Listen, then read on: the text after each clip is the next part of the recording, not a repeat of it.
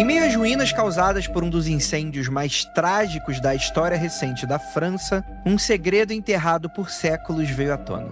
Enquanto restauravam o solo da Catedral de Notre-Dame, arqueólogos se depararam com algo que parecia saído de um romance gótico.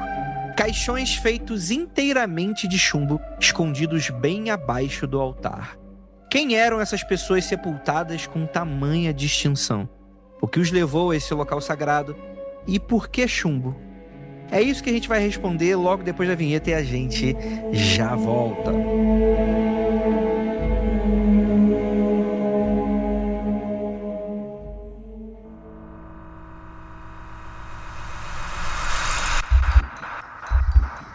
Não há nada de errado com seu áudio.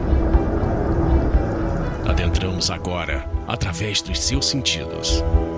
Estamos preparando você para o que vai acontecer nos próximos minutos. Além do que conhece por tempo e espaço, o contato com algo além. Não conte para ninguém e nunca olhe para trás, pois este é Mundo Freak Confidencial.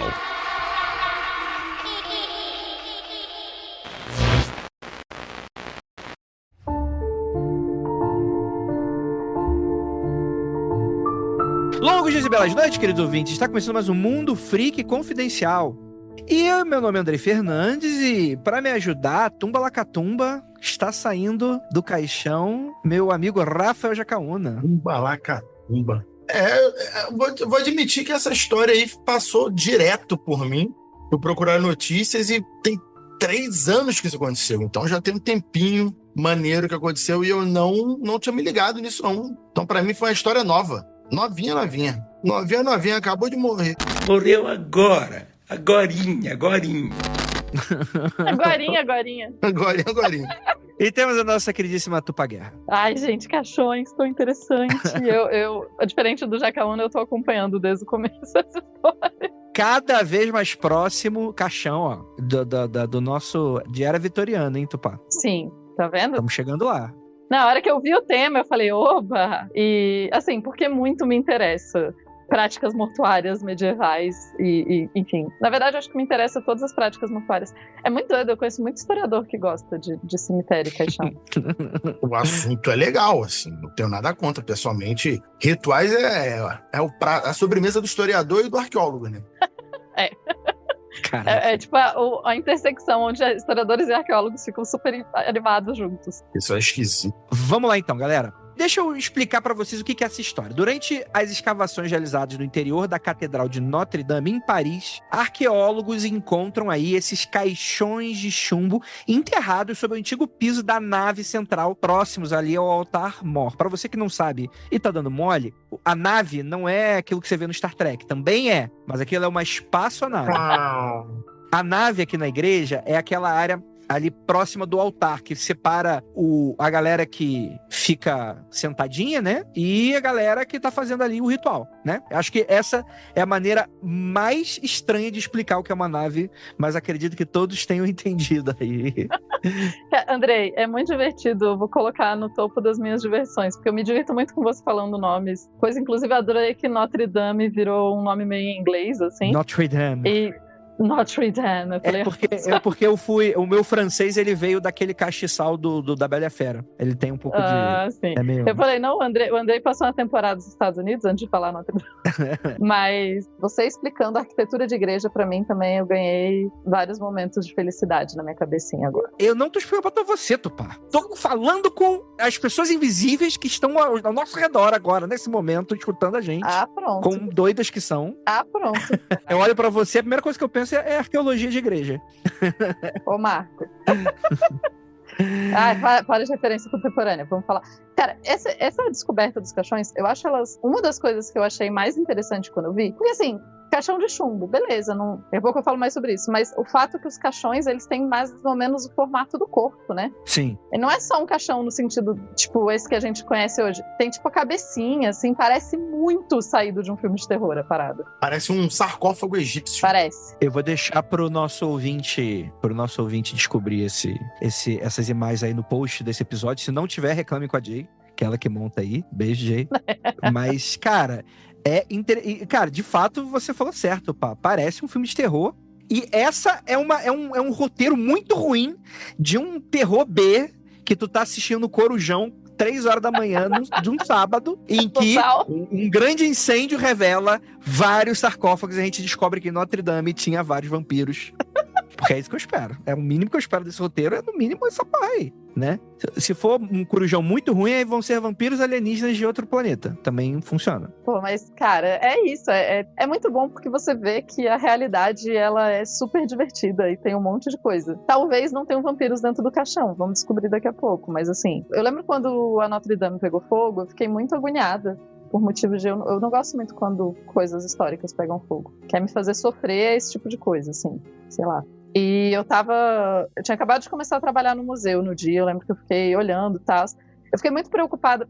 Foi legal porque papo de museu. A parte de risco deles estava, assim, perfeita, tanto que ninguém se machucou gravemente, e eles conseguiram resgatar todas as obras de arte que estavam dentro da igreja a tempo, né? Boa.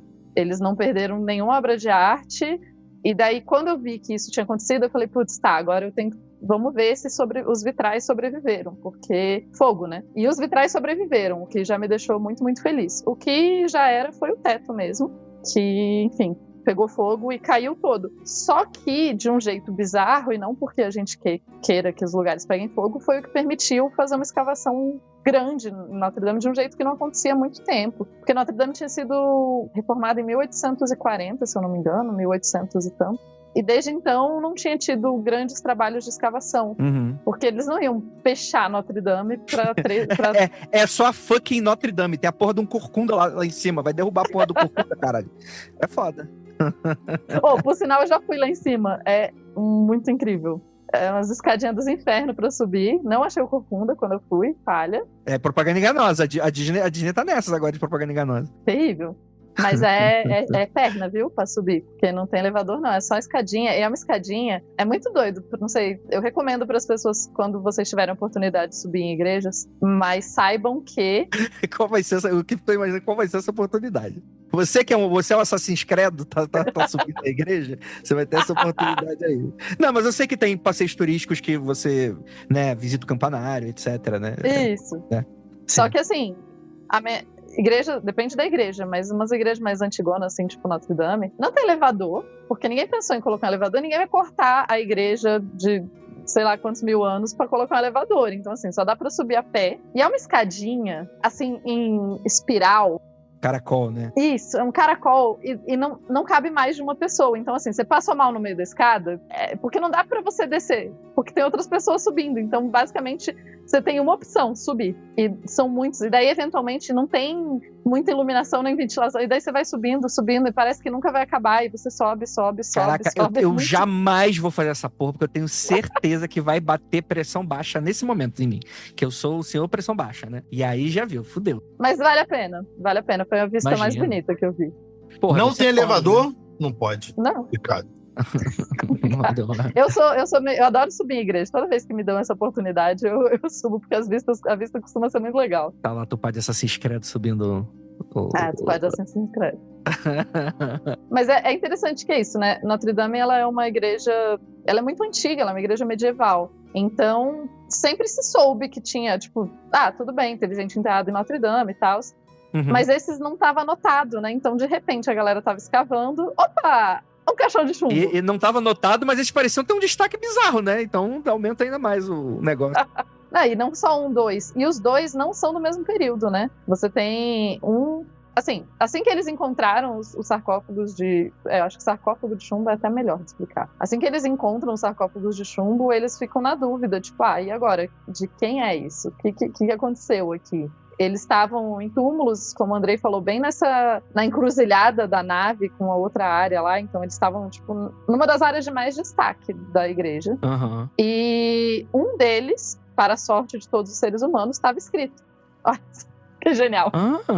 Em um deles, você tinha a informação. Então, no que é mais novo dos 2, de 1750... ele estava anotado de quem que era. Então, o primeiro corpo era do Antoine de la Porte, e eu não sei falar francês, então eu sei ler francês. Perdão, de 1710. Ele é um cardeal, um cônego da catedral, que faleceu em 24 de dezembro de 1710, aos 83 anos, viu? Para estregar na cara de todo mundo que em 1700 as pessoas também viviam bastante tempo. E um detalhe que, pelo que eu vi numa matéria, que os dentes dele estavam bem organizados, ele tava maneiro, assim. Pra idade e pro período, ele teve uma saúde muito boa ao longo da sua vida. Sim.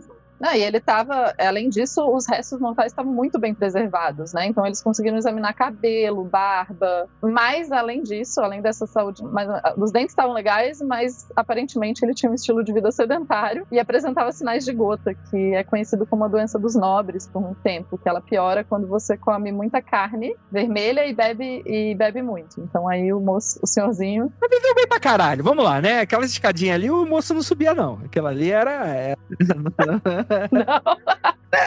Gente, sacerdote já, para esse período aí, já é sinônimo de comer muito, fartura. Então, né? Ele era um clérigo medieval do D&D que sai na porrada com uma marreta na mão.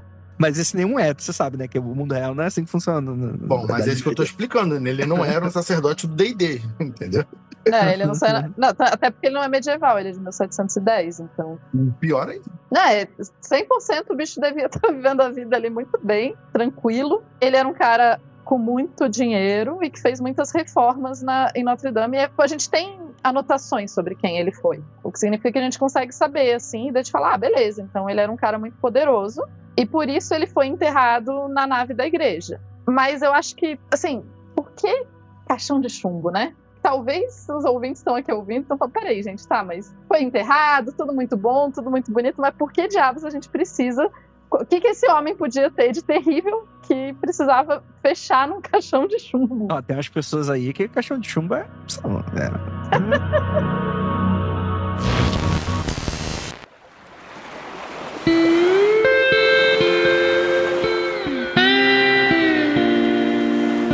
Antes da gente continuar esse papo, vim aqui, voltei das minhas férias. Para te lembrar de uma coisa, você segue a gente nas redes sociais? @MundoFreak em todas as redes sociais, lá no Blue Sky, lá no Instagram e acho que é só, no TikTok e também no YouTube, que também você sabe que a gente tem um YouTube. E já que você é nosso amigo e nosso parceiro e nosso ouvinte, você também sabe que temos a nossa plataforma de financiamento coletivo recorrente, nosso queridíssimo Apoia-se, que você pode ir lá no apoia.se/confidencial e com uma pequeníssima mensalidade como a critério de doação, você ajuda a gente pra caramba, participa do nosso grupo secreto e também tem a participação de conseguir escutar ao vivo as participações do seu podcast favorito. Nem todos os podcasts são transmitidos, mas a maioria você vai receber aí um e-mail todo dia que a gente for transmitir, você vai estar recebendo aí, beleza? E galera, pra você que não sabe, tá dando mole, a gente anunciou, mas continua a venda de inscrições do curso do Magicando, um Magicurso sobre bruxaria. Pra você que não sabe, por onde começar? Fundamentos da Bruxaria, uma jornada de autodescoberta. Esse é um curso online fundamental pro ponto de partida para quem deseja ir mergulhar no caminho fascinante de autoconhecimento, empoderamento e conexão. Você vai explorar os conceitos essenciais e as práticas fundamentais que formarão a base, a estrutura da sua jornada na arte mágica em 2 dias de aula totalmente online. Esse curso está construído na medida para quem quer teoria e também muita prática. Ele vai acontecer no dia 16 e no dia 17 de agosto. Então, galera, eu vou falar uma parada. Corre, porque esse foi o curso que mais vendeu no ano passado. As vagas são limitadíssimas. Não perde a chance para começar aí suas práticas mágicas. Então, para você que se interessa por esse mundo críptico, né? Para você que gosta da casinha do lado, do Magicando, aproveite, porque Carol Keller é nossa queridíssima bruxística que está aí, sempre com a gente gravando, mais lá no Magicando, mas de vez em quando ela dá as caras aqui também. Enfim, é uma pessoa incrível, com muitos anos, mais de década aí de experiência bruxística. É a sua oportunidade para você tomar de novo o controle da sua vida. Ai, galera, então é isso. O link vai estar no post desse episódio. Aproveita e corre. Então, é isso. Muito obrigado para vocês que estão sempre aqui com a gente. O seu apoio é muito fundamental e, é claro, a sua audiência e a sua paciência. Agora, vamos voltar lá pro papo.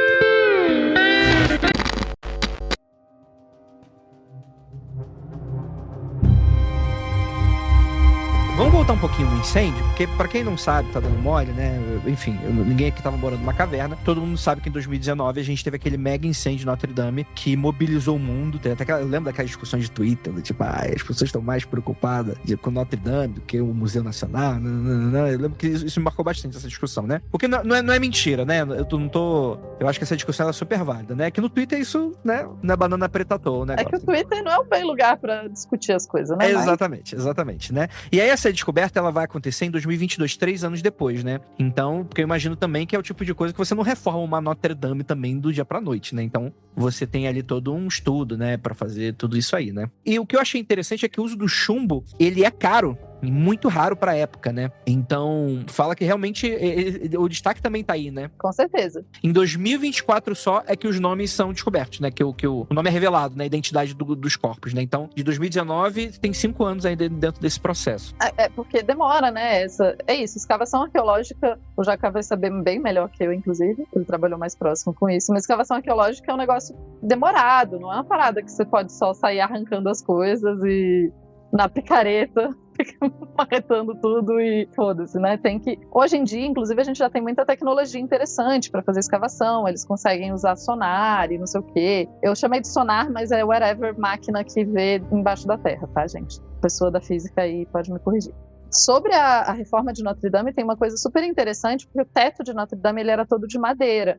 Uhum. E uma das problemáticas de reformar esse teto é que ele era feito com árvores que não tem mais. Não que o tipo de árvore não tenha mais, só que quando eles cortaram essas árvores para fazer essa igreja, essas árvores estavam crescendo há centenas de anos. A gente não tem mais árvores que estão crescendo há centenas de anos para fazer a igreja. Uhum. Então, parece que já existia um plano na França, então eles tinham um lugar onde eles estavam plantando árvores para caso isso acontecesse, mas ainda assim não são árvores tão grandes e tão grossas quanto eles tinham originalmente, então eles têm um pequeno problema. Fora que eles estão tentando reconstruir o melhor possível com técnicas de época. Uhum. Então eles foram atrás de uma galera que é super interessante, que tem existe na França um castelo que está sendo construído há 25 anos. Agora já deve ser quase 30 anos, sei lá. Que ele está sendo um projeto de universidade, eles estão tentando construir um castelo baseado nas técnicas medievais. Da hora. E daí você tem duas questões, técnicas acho que de 1300, mais ou menos. Aí você tem duas questões. Tá demorando, primeiro, porque o castelo é um lugar de pesquisa, né? Então você tem uma descrição ou outra, e daí você vai testar como que funciona. E eu sempre dou risada, porque eu imagino, tipo, acadêmicos construindo um castelo, e é tipo o pior grupo de pessoas a colocar pra construir alguma coisa. Imagina aí, gente, professor universitário. Quem é esse professor universitário aqui? Olha aí, ó. Mas, de qualquer forma, parece que eles contrataram o pessoal que já trabalha com esse castelo, porque eles têm mais experiência com técnicas para fazer. Então, sempre se soube que o processo ia ser muito longo, e eu imagino que foi aí que os arqueólogos levantaram as orelhinhas e falaram: opa, vamos aproveitar e fazer escavações. E dentro do que eles descobriram, eu vou falar um pouquinho mais pra frente, eu falo das coisas incríveis que eles descobriram, porque tem mais coisa legal. Escavar esse tipo de lugar é uma burocracia, né, óbvia, porque é um local muito antigo, altamente vigiado e tal. Então, de fato, é uma oportunidade, não digo única, porque esse tipo de coisa acontece, mas é uma oportunidade de uma vida, né? Então, os arqueólogos falam: então, vamos começar a licencinha, já que tá quebrando tudo, já que tá reformando o teto. Então, se a gente lavar um pouco esse piso, a gente corta legalzinho, a gente corta bonito, a gente corta legal pra vir trabalhar no dia seguinte. E aí, os caras foram lá e conseguiram abrir partes ali e começaram a, de fato, achar coisas. Eu imagino que deve ser uma felicidade pro arqueólogo. Imagina. Porque esse cara deve ter enchido o saco de muita gente. Essa equipe deve ter perturbado muita gente pra falar: vamos quebrar, vai dar certo, é show, vamos... Porra, aí, meu irmão, muita carta, muito jantar, encheu o saco. Aí o cara descobre um negócio desse. Eu falei! Então, o pessoal deve ter ficado de pau duraço, meu irmão. Igual o Jacaúna, quando aparecer os alienígenas, vai estar assim também. Vai ser assim. Feliz que é maravilha. Então, eles, de fato, devem ter tido semanas incríveis, né? E até onde eu vi, eles abriram rapidamente, né? Não demorou nem muito. Eles fizeram um buraquinho nesse caixão, né?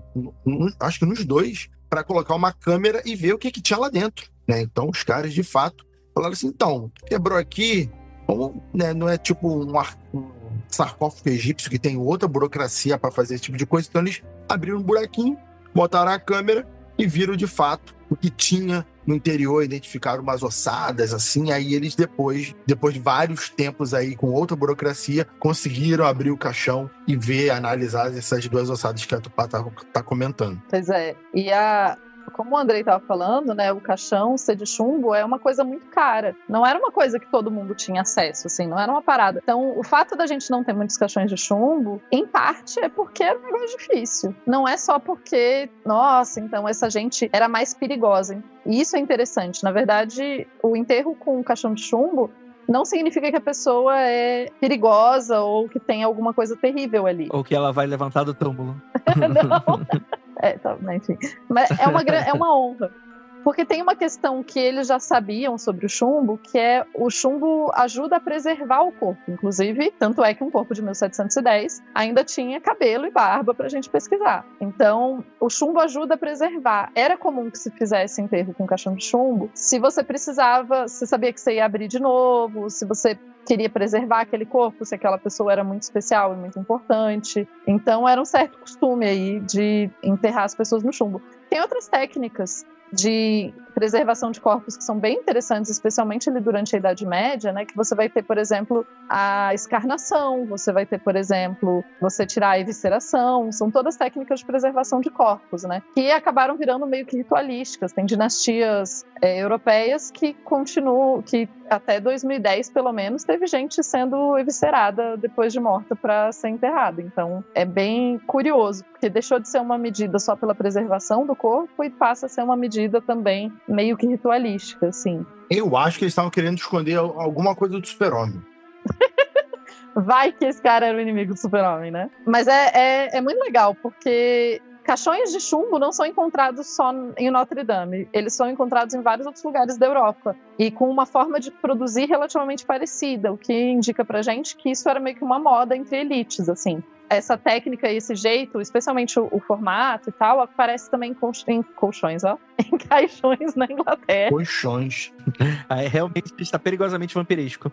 Não, mas isso é interessante, aí por quê? Porque o que você está falando é uma coisa que pode não parecer óbvia, pelo menos não era até a gente falar, mas realmente, por exemplo, o entalhe de você ter, por exemplo, a cabecinha da pessoa é algo que denota que aquilo teve um trabalho, né? Um trabalho artístico, né?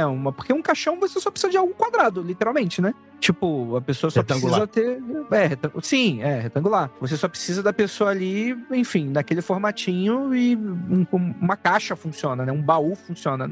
Se você cortar bem, um baú funciona. Não, uma mochila funciona. Mas isso é interessante, né? Então, de fato, era uma moda entre as elites, então, né? Isso. Tanto é que, a princípio, quando eles... uma das primeiras coisas que eles vão falar sobre esse caixão, né? Um dos primeiros momentos de descoberta, eles vão falar que o caixão era provavelmente do século XIV, porque era mais comum essa prática no século XIV. Então, por isso que a coisa dele ser um caixão de 1710 é ainda mais... A impressão que me dá é que é um pouco excêntrico, entende? Uhum. É tipo, o cara quer a parada super antigona aqui, ele não quer fazer tudo como os outros faziam. Mas o que foi encontrado, Tupá? Tá, o que foi encontrado, então? Foi encontrado um caixão do cara de 1710. O outro caixão, os pesquisadores anunciaram uma provável identidade, mas tem muita gente questionando essa identidade. Então, por mais que a gente tenha uma informação, mas ela está sendo bem questionada por outros pesquisadores. Então, a identidade que eles estão falando é de um poeta. Inclusive, saiu nas notícias como a princípio seria desse poeta, mas o cara do segundo caixão, ele era conhecido pelos pesquisadores a princípio como o Cavaleiro. E por que o Cavaleiro? Porque ele é um cara... Os ossos dele mostram que ele era uma pessoa que andava a cavalo. A gente consegue ver, a partir de deformação de osso, o tipo de coisa, de atividade que essa pessoa praticava, né? Uhum. Então, se a gente sabe que o primeiro cara que morreu aos 83 anos e tal, ele era sedentário e tal, o segundo cara, ele provavelmente morreu jovem, entre 20 e 30 anos. Ele tem sinais de tuberculose óssea, meningite crônica e deformidades relacionadas a equitação. Meu Deus. Chega, fiquei com dó do moço quando eu tava lendo isso. O cara tá todo estropiado. Eu nem sabia que existia meningite óssea, mas tudo bem. Não, tuberculose óssea. E daí, o que eles estão anunciando, eles estão falando que talvez seja desse Joaquim du Bellay, que era um poeta renascentista que morreu em 1560. O que eles também viram que ele tinha os dentes muito ruins, o que indica uma deficiências nutricionais ou doenças e tudo mais, mas tem muita gente que está questionando isso porque as análises isotópicas estão apontando que ele era de outro lugar. O que isso quer dizer? Eu achei muito mágico a vez que eu aprendi sobre isso, né? Que você pode pegar os isótopos do seu corpo e tal e ver da onde você é e os lugares que você viveu ou passou em vida. Caramba! Então eles analisaram.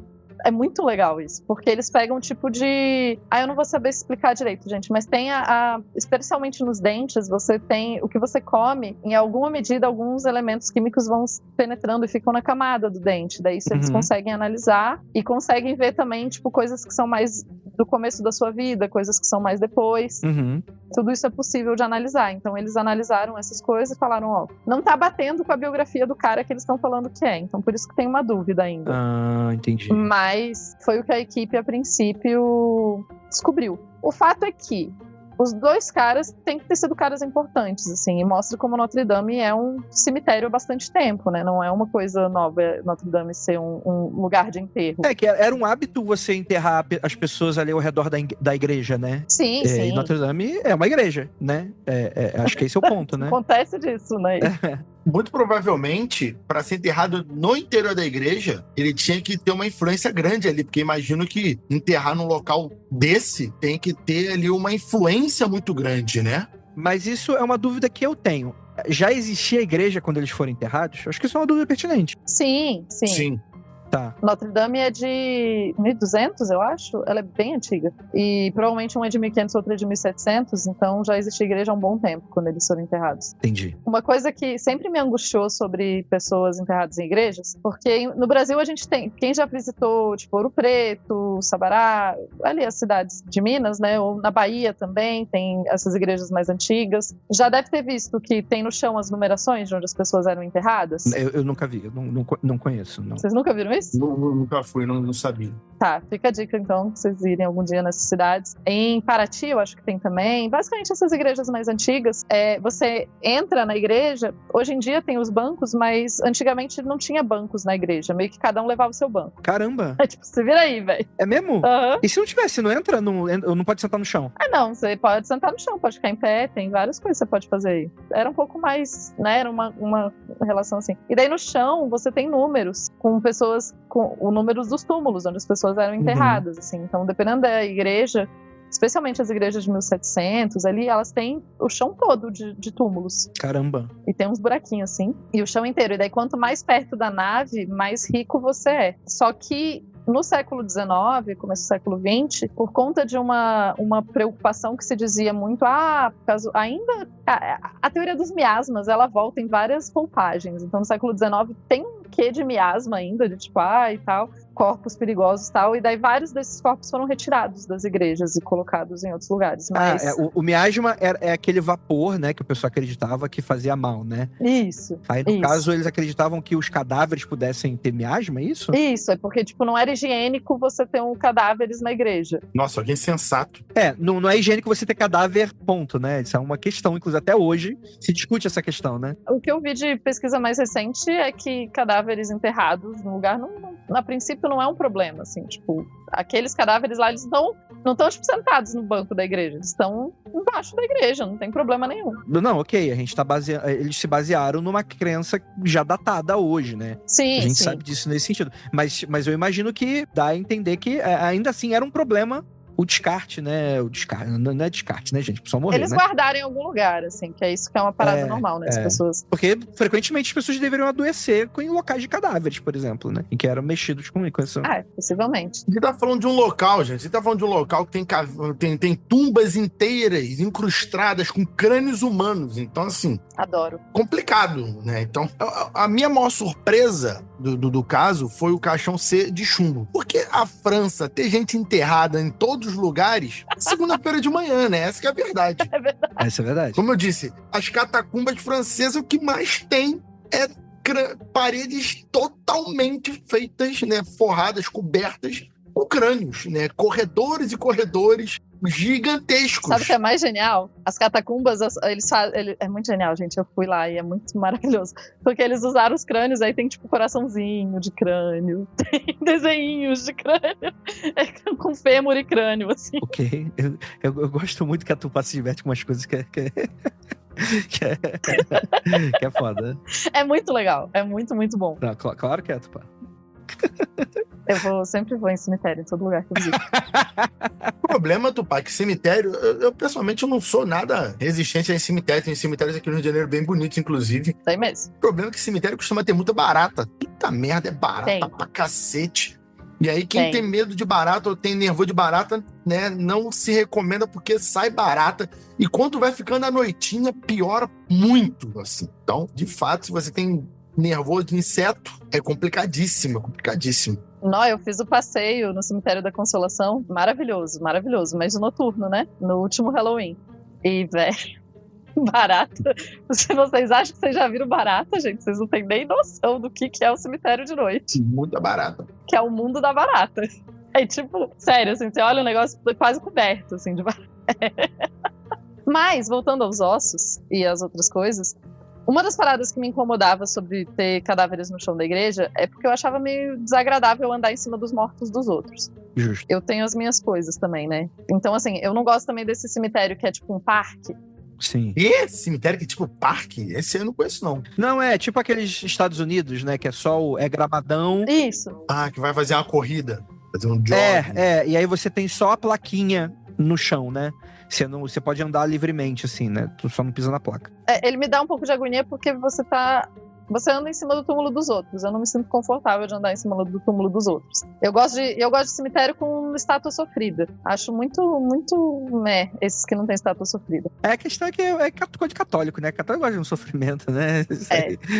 Mas os vitorianos eram bons também. As estátuas, não é estátua sofrida, mas eu fui conhecer uns cemitérios em Londres maravilhosos. Tem um chamado Highgate, que era um cemitério de gente rica. Nossa, ele é muito incrível, porque ele tem, tipo, o momento da egiptomania e tem, tipo, os túmulos todos feitos com referências egípcias. Caramba, que legal. É muito legal. Eu falo que morar na Gringolândia mudou muito a minha perspectiva de cemitérios, porque lá eles convivem com... Sério, gente, o pessoal na minha cidade ia almoçar no cemitério. Porque ficava no centro da cidade, era um cemitério bem antigo, assim, tipo, sei lá, de 1700, 1500, enfim. Cara, na moral, pá, cidadezinha chata, hein?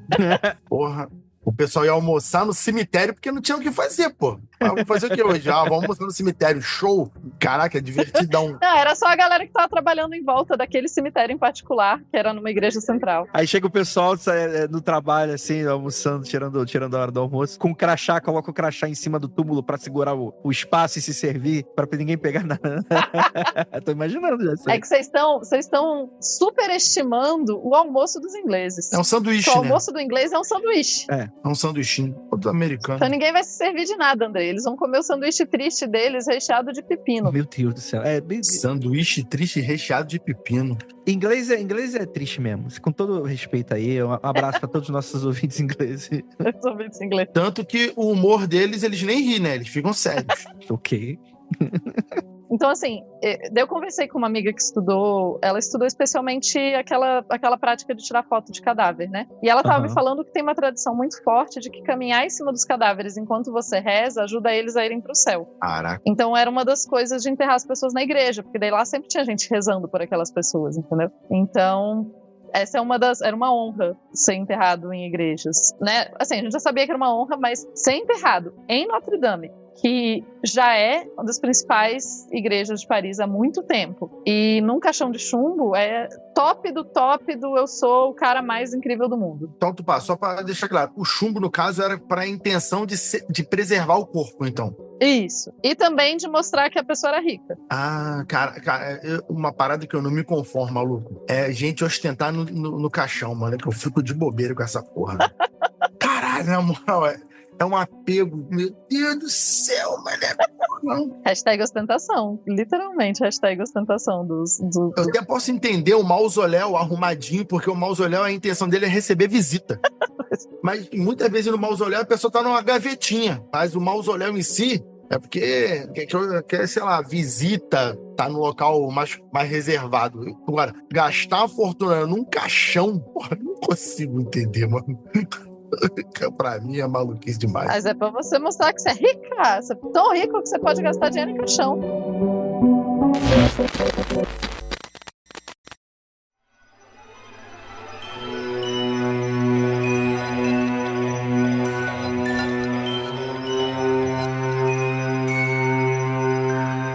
A parte que eu mais gosto é a gente ir para as teorias e mistérios da questão toda, né? Sim. Porque a descoberta desses sarcófagos de chumbo, né, não apenas trouxe à tona um importante achado arqueológico, mas também alimentou, inclusive, uma série de teorias da conspiração e lendas urbanas, né? Porque você fica imaginando, mano, é uma imagem, como a gente brincou no início do podcast, né? É uma imagem bastante que suscita esse tipo de discussão, né? E a presença desses túmulos em um local bastante emblemático, ele desperta essas especulações, e várias teorias surgem com relação ao quê?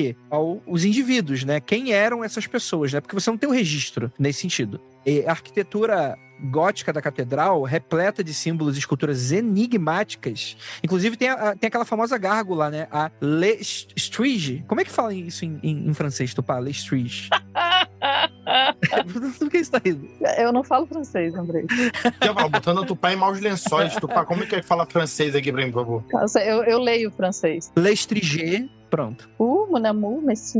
Inclusive, eu entendo francês, mas eu não falo muito bem. E daí, quando eu quero que alguém tenha certeza, que você falar que você não fala francês, você fala je ne parle pas français. E eu não falo, isso é o correto. Aí eu falo je ne parle français, que tá errado, pra pessoa ter certeza que eu não falo, entendeu? Caraca, isso aí é meta. Parabéns, Tupá. Você falou, me explicou, eu já esqueci. Mas voltando aqui, porque assim, a Catedral de Notre Dame, ela suscita essas teorias, porque ela já é esse lugar que tem essa mítica incrível. Então, isso suscita muito essa coisa das teorias, tipo um tesouro secreto, né? Inclusive, várias pessoas começaram a especular se as pessoas mortas ali não estavam guardando algum tipo de segredo, que é alguma subjetividade, a gente não sabe, mas não sabe assim, enfim, tem evidência nenhuma dessa porra, né? Mas pode ser, né? Então, Andrei, eu vi uma notícia que tudo que era de tecido ou papel desintegrou dentro do caixão. Então, aparentemente, pelo menos eu não sei, isso, o sitezinho lá que eu vi, que tinha supostamente papéis dentro dos túmulos, mas o que tinha nesses papéis desintegrou, né? Então, se tinha algum segredo ali, ficou por lá mesmo. Eu tenho, por sorte, Rafael, temos nesse podcast uma especialista em papel rasgado, Tupá Guerra. O papel rasgado. Vai nos dar o que estava... Que é isso? Assim, sabe aquelas threads que você fala, explica a sua profissão de maneira errada? Sim. Você pode falar, você é especialista em papel rasgado, é isso. Com certeza. Porque assim, é o que a gente tá falando.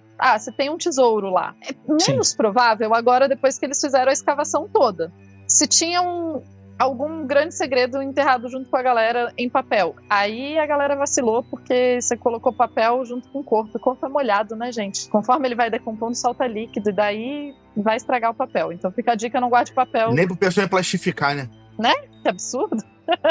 Mas quando eles descobriram, o fato estavam perto, né, um do outro, mas eu acho que eles não sabiam necessariamente um do outro, da existência um do outro. Então seriam, tipo, dois tesouros diferentes? Qual que seria, né, a proteção? Porque uma outra questão que é interessante é que Notre Dame é um espaço muito antigo e ela fica numa área muito importante, assim. Ela fica numa ilha, né, naquela região. E o resto das coisas que foram encontradas, eles encontraram coisas nessa escavação de 2.000 anos, pelo menos. O que é fascinante, porque significa que eles têm vestígios de ocupação no lugar de Notre Dame de pelo menos 2.000 anos. Desde moedas mais antigas até coisas Eles encontraram as fundações de um prédio de 30 metros dos carolíngios. Era um prédio de antes da construção de Notre Dame. E eles acharam as fundações de Notre Dame que eles nunca tinham encontrado até então. Os mistérios, eu ainda acho...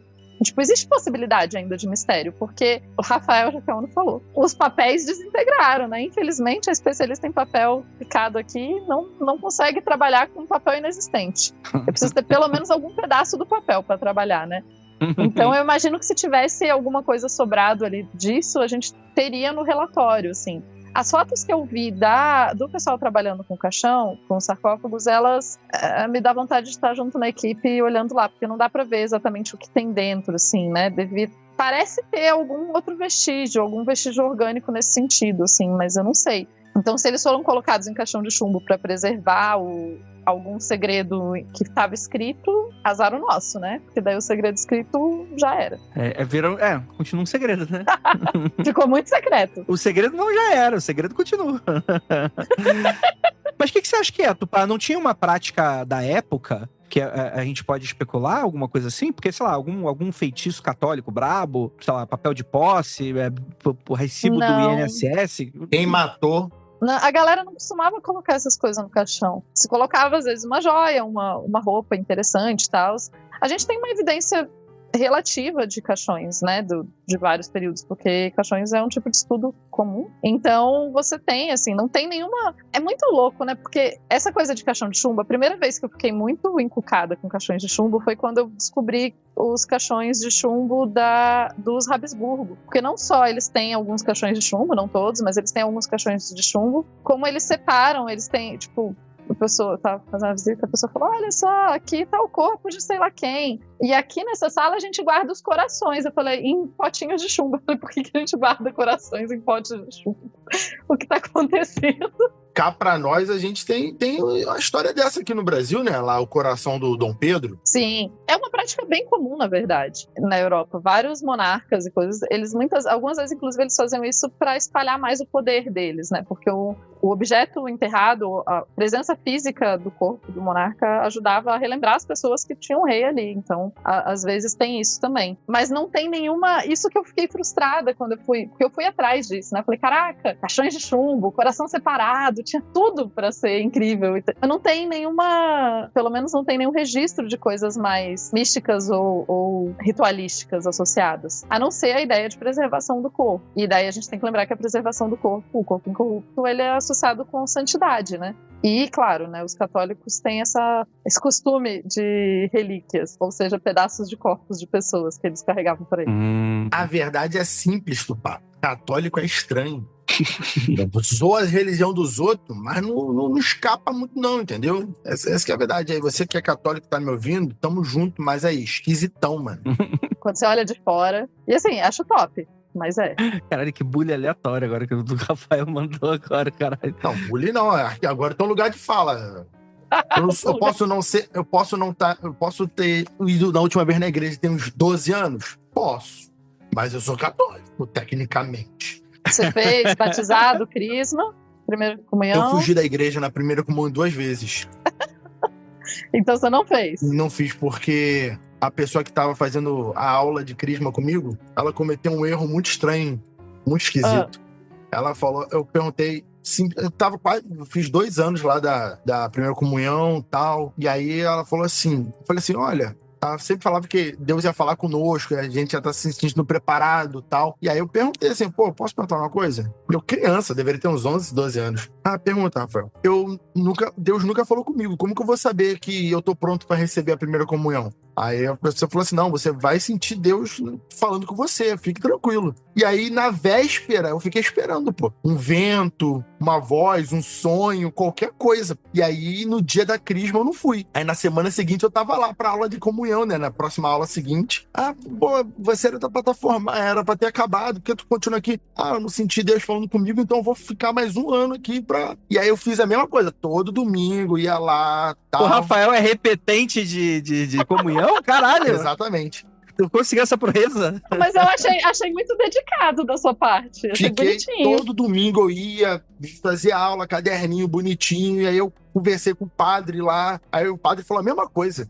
Não, você vai sentir Deus no seu coração, não sei o quê. E eu ficava de bobeira, mané, olhando, eu senti o vento, senti a energia, qualquer coisa. Chegou na véspera da comunhão, eu não fui de novo. Meu tio me deu uma bronca, meu tio era católico na época, me deu uma bronca. Ele, tá achando que isso é palhaçada, é brincadeira?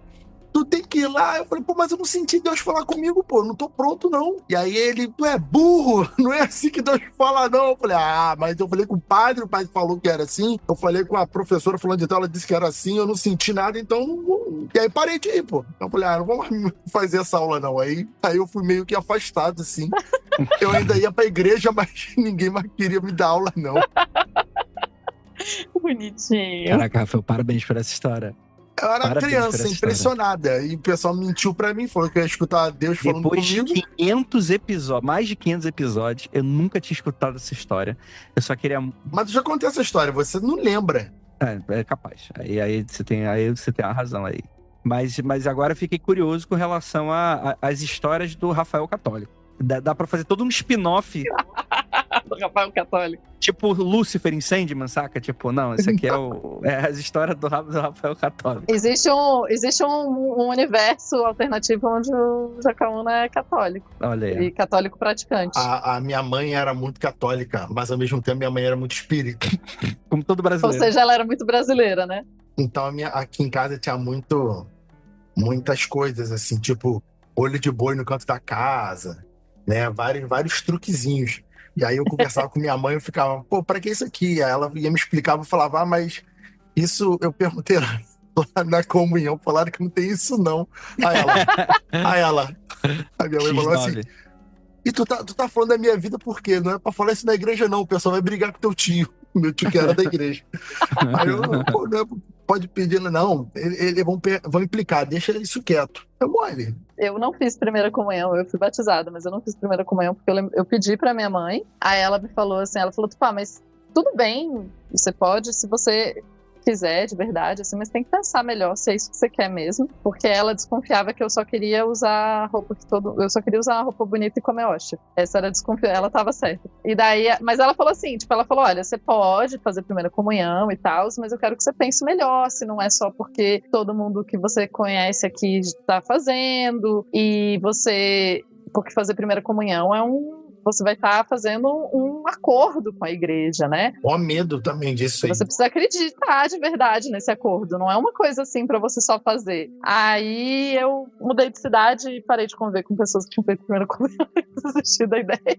No de acordo eu também tinha maior medo, pô. Falava, pô, você vai firmar um pacto com Deus. Aí eu, como assim? Mas aí, logo depois eu fui pra Brasília e minha mãe frequentava o Daime. Daí eu virei e falei, posso me fardar no Daime? Ela falou, então, Tupá, isso é um acordo que você faz com a religião, não é assim.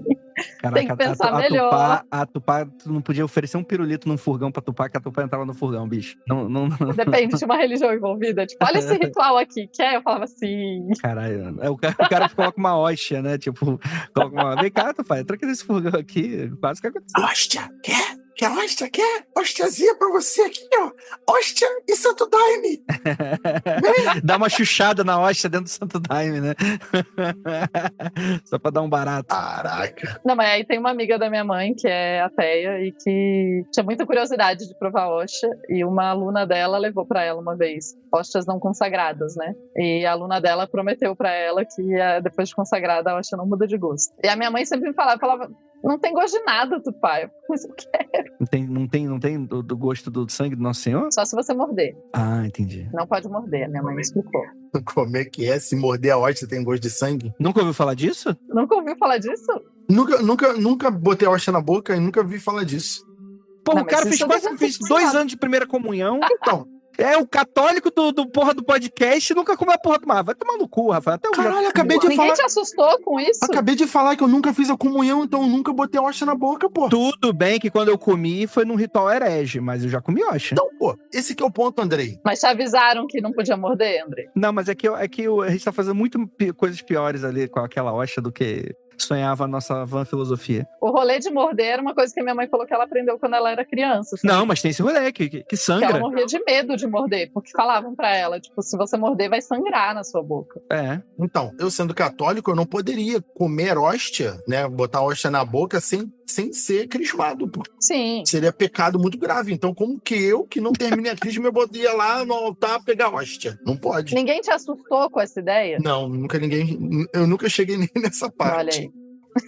Nunca chegou na parte do Caralho, medo. mano, que historinha, puta que pariu. Todo mundo ia na igreja, a família toda ia na igreja, todo mundo ia lá pegar hóstia, eu ficava sentado.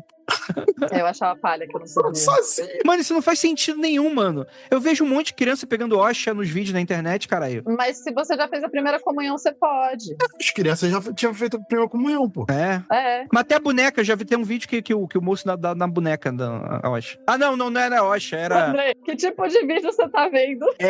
Não, desculpa. Era cruz que fazia na testa. Tô confundindo os vídeos. Era outro...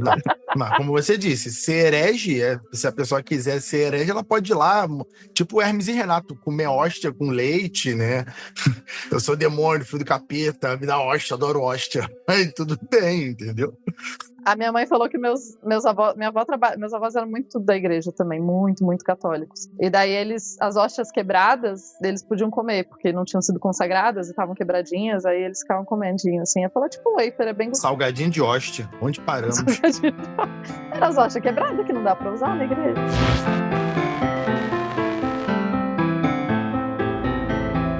Mas voltando em Notre Dame, só um negócio mais que eu quero falar, que eu acho muito legal.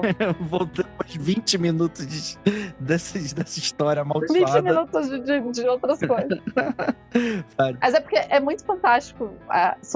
Eu tava lendo sobre as escavações e sobre o que eles encontraram, né? E eles encontraram algumas estátuas medievais, eles encontraram moedas do tempo de Roma ainda, encontraram essa fundação do prédio. E uma das coisas que eu fiquei mais tipo, meu Deus! Embora os arqueólogos vão dizer que, tipo, nenhuma descoberta é mais importante que a outra, todas elas são muito legais. Mas uma parada que é muito fantástica que eles encontraram pedacinhos de parede, de outras coisas, com cor. E por que isso é muito fantástico? Porque isso estava enterrado, que significa que a cor está preservada. A gente tem muito pouca chance de ver os tons de cor que eram utilizados na Idade Média para decorar as igrejas, para pintar as paredes, pintar os lugares. E é muito brilhante. É muito colorido, assim. É, tipo, azul com dourado e... Enfim, é muito colorido, é muito bonito. E eu acho muito legal, e é que eles estavam falando, né? Um pesquisador pode passar a vida inteira sem achar uma coisa dessas. E eles conseguiram encontrar essa parada, e é muito fantástico, assim. Eu vou mandar para vocês verem aqui, porque... Então, a possibilidade de pesquisa em Notre Dame é uma pesquisa de repente você pode saber uma coisa sobre 2.000 anos de história, saca? Uhum. Daquela região, que era uma oportunidade que a gente não ia ter de outra forma. O que não é uma defesa do incêndio de catedrais, não queimem catedrais. Mas... Caralho. Cara, era só o que faltava. Os comentários, né? Tupá guerra favorável, coloquem fogo em igreja. Não, aí depende, entendeu? Se for um ato político, pô, eu acho melhor fazer outras coisas, mas tem gente que vai chegar lá, vai querer queimar a igreja pra provar que a religião, os caralhos, sei lá, o ponto da pessoa. Não recomendo, porque aí é esse ponto que você falando, que a gente tá comentando. Chega quando algo tem certo tempo de existência, ele já se torna um bem da humanidade. Sim. Né? Independente se é uma casa, se é uma igreja, se é uma universidade, sei lá o quê. Então ele transcende só aquela existência ali de ser uma igreja, eu odeio religião, vamos queimar templos, né? Mas você tem que preservar a memória, a história. Então também não recomendo. Mas eu também sou meio chateado com esse negócio de o negócio é antigo, então vamos preservar, não vamos... Cara, vamos estudar. Não pode quebrar, não pode cortar o chão, abrir um buraco pra ver o que tem embaixo, porque... Não, aí também é foda, entendeu? Aí já é uma barreira pra impedir a história. Tipo o lance lá do Egito. Caraca, meu irmão, deixa abrir um buraquinho aí, deixa cavar uma terrinha, pô, sabe? O pessoal não gosta e que estudem muito, tem que ter muitas licenças, muito trabalho, molhar a mão de muita gente. Não, porra, Rafael, mas isso é importante, né, cara? Porque senão o pessoal vai lá e vai meter a porra da picareta no negócio ali. Não, tem uma bela diferença de ser alavanter qualquer coisa e de ter uma licença, né, por exemplo, tu pode ser o próprio governo do Egito, pô, pra tu conseguir uma licença pra fazer escavação ali nas pirâmides, porra, um parto, pô, entendeu? Não é nem questão, não vamos deixar os estrangeiros. Ok, mas vamos deixar os egípcios. Mas aí o Mr. Beast molha a mão do guarda e vai lá gravar videozinho, que eu sei. Mas aí tá o ponto, né? Aí... Molha a mão do guarda, não. Molha a mão do governo. Sim. Ali já é um nível a mais. O cara com dinheiro infinito, ele foi lá, molhou... Mas esse que é o ponto ali, né? Quem não tá... Dá a notícia, Andrei, dos Mr. Beast, só pra arrematar aqui, senão você vai ficar no... no ar? Não, é que teve o MrBeast gravou um vídeo dele lá nas pirâmides, né? Fechou a porra da pirâmide inteira como se fosse a porra Mas não foi aqui no Peru? Não foi no Egito? Não, foi no Egito. Não, foi no Egito. Também? Também. Porque a notícia tinha sido que ele fez isso aqui no Peru, pô. Ele gravou dentro. Eu tinha visto a notícia no Egito. Não, foi Egito. É mesmo? O cara tá historiador mesmo, hein? Esse cara acha que tem dinheiro, hein? Esse cara aí, olha. E tá fazendo. Ih, caiu um malote aqui. Não é meu, não, hein? Aqui, $10 mil, não é meu, não. Ó, cara, também não é. Aí ele caiu uma mala de 500 mil. Ah, agora é minha. Calma aí, volta aqui.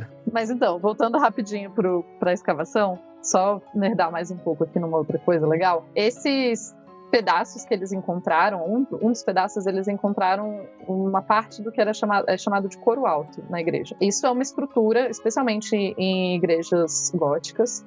Eu gosto muito de igrejas góticas, parece que elas estão tipo de maquiagem, assim. O zóio preto, né? Tipo, igreja gótica.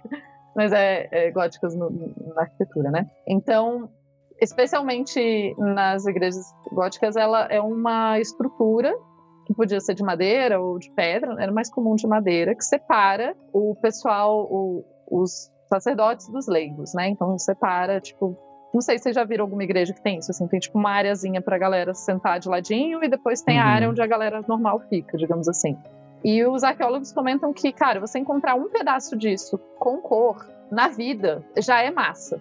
Eles encontraram, tipo, 1000 pedaços, assim. Eles estão muito felizes, porque o tanto que a gente vai avançar em pesquisa com o que pode ser estudado em Notre Dame é muito legal. Fora isso, é interessante a gente pensar que o próprio telhado que queimou e as cinzas, vocês não pensem que eles chegaram lá com a vassoura e jogaram tudo na rua, tá, gente? Eles guardaram todas essas coisas queimadas, porque isso também são vestígios arqueológicos. E daí tem um debate que estava existindo, porque Notre Dame era vista só como um monumento e não como lugar de arqueologia, que é o que o Jaca tá falando, né? Tipo, pô, é um sítio arqueológico, é um lugar que deve ser pesquisado também, além de ser um prédio icônico. Então, a partir de agora, como eles têm pedaços do telhado e tal, e daí falou que tem muita equipe que pesquisa madeira, metal, que tem ido lá, e como tem bastante, eles podem pegar pedaços e fazer exames muito melhores. Porque um dos problemas de uma parte dos exames que a gente faz, para descobrir coisas, tipo carbono 14, não que as pessoas vão fazer carbono 14, tá? Mas só como ideia. É porque o exame destrói o pedaço, né, do que você está estudando. Porque uma coisa é você chegar numa igreja e falar, gente, posso pegar um pedaço aqui desse telhado rapidinho, só para fazer uns exames? Outra coisa o telhado já queimou mesmo, tem um monte de pedaço semi-carbonizado e uns pedaços que não foram queimados tanto, aí dá para fazer.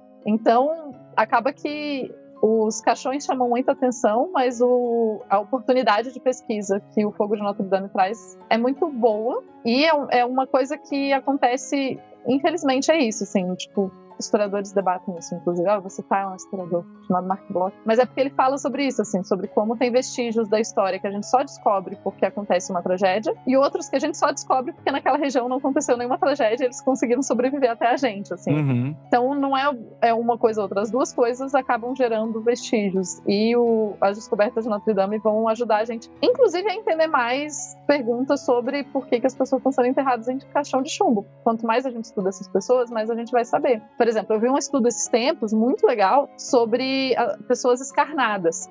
Para quem, desculpa a parte gráfica, tá, gente? Escarnar uma pessoa é tirar a carne dos ossos. E daí tinha um arqueólogo que fez um levantamento sobre as pessoas escarnadas em 3 famílias diferentes, para ver se isso era uma prática que se tinha alguma relação com, tipo, a pessoa fez alguma coisa terrível em vida, a pessoa tinha alguma vergonha em vida, tipo, isso era uma prática meio de uma coisa ruim. E daí ela conclui com a pesquisa que não, que em geral era uma coisa prática mesmo, né? Quando a pessoa morria longe, aí você tirava a carne dos ossos e conservava de algum jeito para levar o corpo de um lugar para o outro, né? Como uma forma mais prática. Os europeus não tinham técnicas de mumificação, então eles faziam isso. Então muitas vezes, ou então colocava o corpo num barril de vinho com especiarias para levar de um lugar para o outro. Eu gosto que a cara do Andrei, enquanto eu vou falando de formas de preservar corpos, é muito boa. eu vou ficar quieto.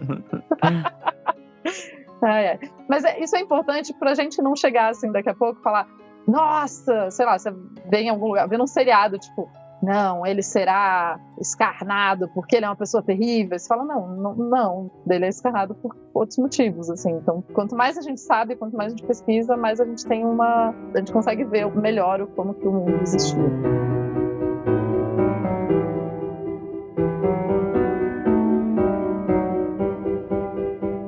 Com isso, a gente se despede, né? Pô, muito obrigado pra todos vocês que ficaram até aqui. O assunto incrível. Rafael, você tem a mensagem final pra dar pros nossos ouvintes? Eu tenho, assim, eu queria muito, muito mesmo que os aliens, quando for fazer arqueologia na Terra, achem esses caixões de chumbo e perguntem assim, por quê? Por que usavam chumbo pra botar pessoas dentro? Pra gente achar, pra ter o DNA preservado? Não sei. Fica aí o pensamento, né?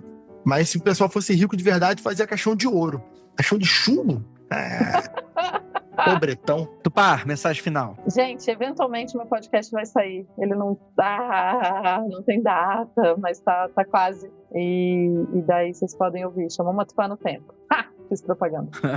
TupaCast. Isso, TupaCast. Matupá no Tempo. Então, o primeiro episódio de Matupá no Tempo, eu quero todo mundo nos comentários. Eu prefiro o TupaCast. E tá muito bom. Parabéns, Tupá. Tem que ser isso tudo. Aí, tipo, já tem marca registrada, logo, e daí foda-se. Caraca, eita. Porra, bom demais. Parabéns, Tupá. Projetão aí. Não, as coisas estão indo, é só porque a vida, os últimos tempos não tá fácil. Eu entendo. Saturno entrou em Áries, é foda. As coisas ficam lentas mesmo. Caraca, o Andrei tá muito magista ele, né? Agora é o André de mística. Vai se fuder vocês. Ai, caralho. Eu vou fazer um curso de astrologia aí pra ficar empentelhando vocês. Vou fazer um mapa astral de todo mundo aí do mundo freak. O Keller já fez. Ah, é? Caraca, curiosíssimo com o mapa astral de Tupá Guerra. Olha aí. Qual o signo na Marte que é o planeta da guerra? Só pra fazer a piada com o seu sobrenome. Cara, eu não lembro agora. Eu não consigo lembrar agora, de cabeça. Você é muito cientista pra ficar... Eu tenho um mapa astral feito à mão. Quando eu nasci, uma amiga da minha mãe fez um mapa astral. Minha mãe guardou, inclusive. Tem. Caraca. Perfeito. Calculado ainda, né? Caraca, os antigos astecas ali fazendo ali Exatamente. o compasso e a régua. Isso, desenhadinho, coloridinho. Não é hoje em dia que o pessoal abre o AutoCAD pra desenhar esse negócio aí. Gente, muito obrigado pra todos vocês que ficaram até aqui. E aquilo, não olhe para trás.